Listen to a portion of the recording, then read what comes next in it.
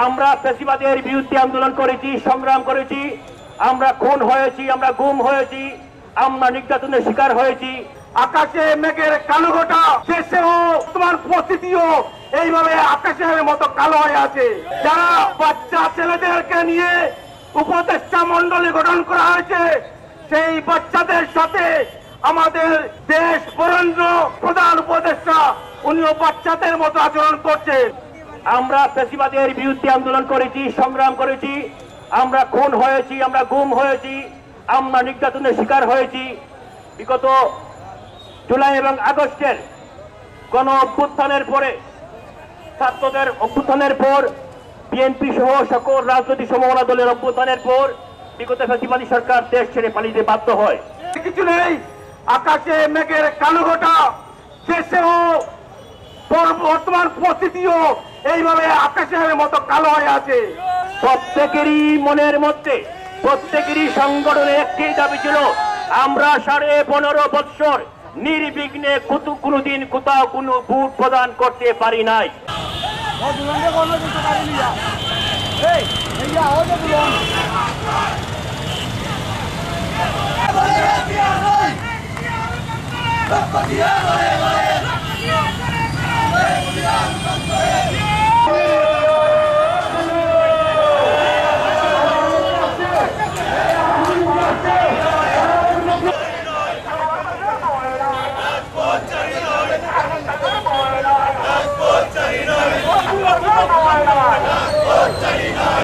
যারা বাচ্চা ছেলেদেরকে নিয়ে উপদেষ্টা মন্ডলী গঠন করা হয়েছে, সেই বাচ্চাদের সাথে আমাদের দেশ বরেণ্য প্রধান উপদেষ্টা উনিও বাচ্চাদের মতো আচরণ করছেন।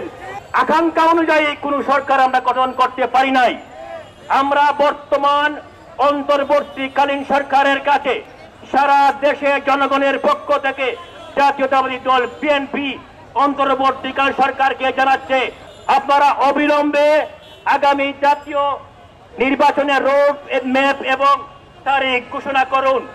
আমরা আশা করি অতি সম্ভব অতি দ্রুত একটি জাতীয় নির্বাচনের ঘোষণা করে এই বাচ্চা সুলভ আচরণ থেকে উনি বের হয়ে আসবেন এবং সিলেটের সহ সারা বাংলাদেশের জনগণের আকাঙ্ক্ষা প্রতিফলন ঘটিয়ে অতি দ্রুত নির্বাচনের তারিখ ঘোষণা করবেন।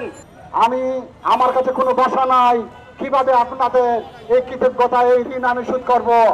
আমরা 2 দিন আগে শুধু ডিসিশন নিয়েছিলাম যে একটি মিছিল করব দ্রুত নির্বাচন দেওয়ার দাবিতে। এই 2 দিনের ভিতরে আপনারা যে সবাই একত্রিত হয়ে এই যে মিছিল করেছেন, তার জন্য আমি আপনাদের কাছে চির ঋণী এবং কৃতজ্ঞ।